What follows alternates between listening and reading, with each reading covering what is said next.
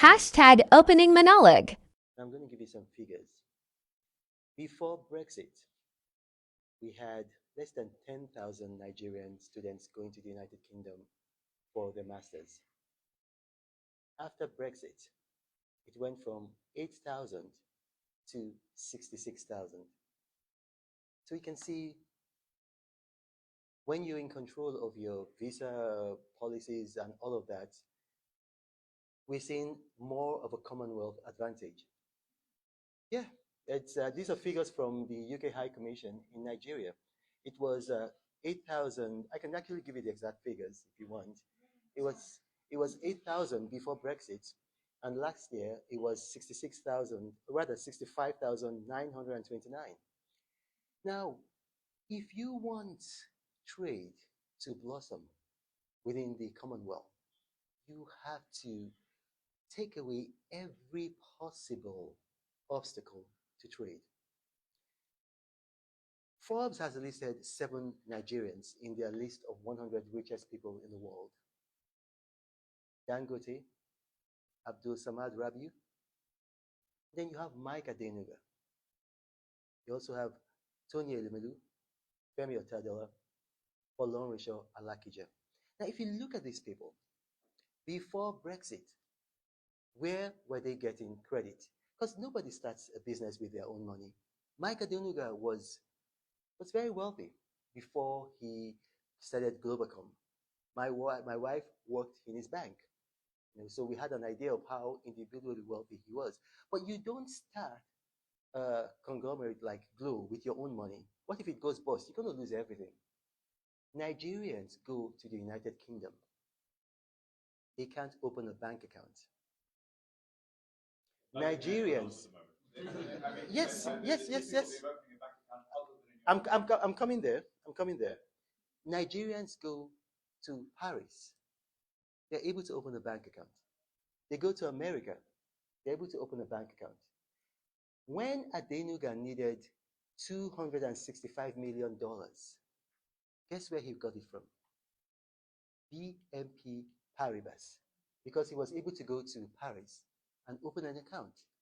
If he had been able to go to London and open an account with Commonwealth advantage, where would he have gotten source that credit from?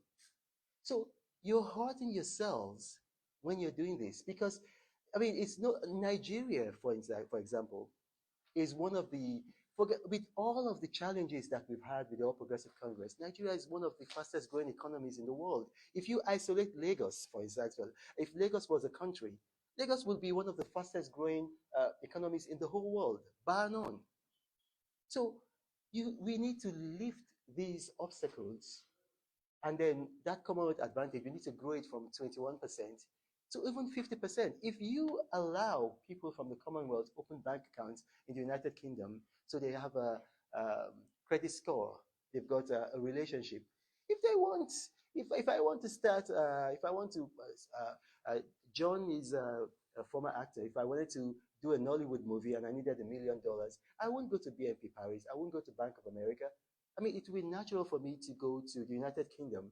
If I say, is it compulsory? And then I wouldn't have somebody go, huh? Because in America, if you use the word compulsory, I mean, like it's like you're speaking French, you have to say mandatory. So that's that. I mean, that's what we need to see. We're going back to this 65,929. It seems like a lot, right? Because I saw the High Commissioner very excited. It's a lot, right? If you remove the international English language testing system, it will be more than that. But that's a barrier. How can I speak English in Nigeria? I want to go to England to study, and they're telling me to prove I can speak English. It's almost like an insult. Don't you think so?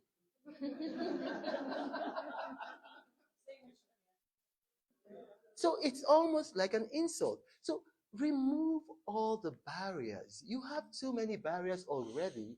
Now I mean, you have, so to say, your independence back. There are a lot of things that you can do.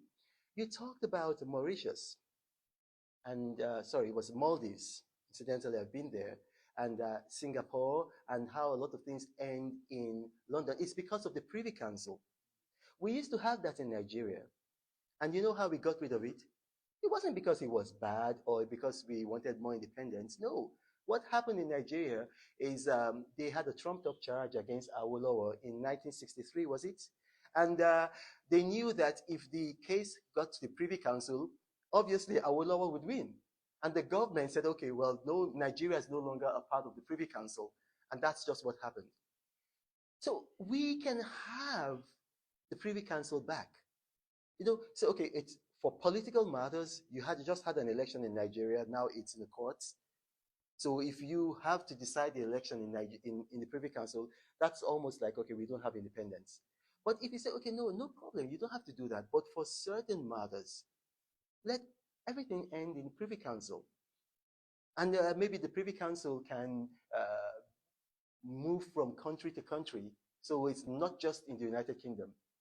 Maybe the Privy Council can be made of people from not just the UK, maybe people from Botswana. So at least it's wider. It will help the UK, it will help Commonwealth countries. A lot of Commonwealth countries right now find it easier doing business with the BRIC countries. Russia, you guys in the United Kingdom think Russia has such a bad name. They've invaded Ukraine and all of that. A lot of these countries, some of them are even Commonwealth countries. I said, look, we will do business with Russia and China. We will do business not in the dollar, not in the euro, not in the pound, but in the yuan.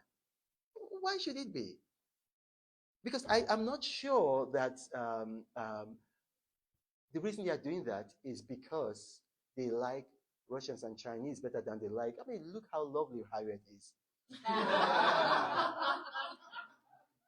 the reason they're doing that is because of, I'm going to put it in Nigerian lingo, owo, kudi.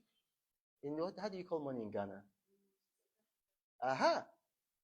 So if you had a situation whereby there is truly a Commonwealth advantage, we would do business within the Commonwealth and we would only go outside the Commonwealth for what we could not get in the Commonwealth.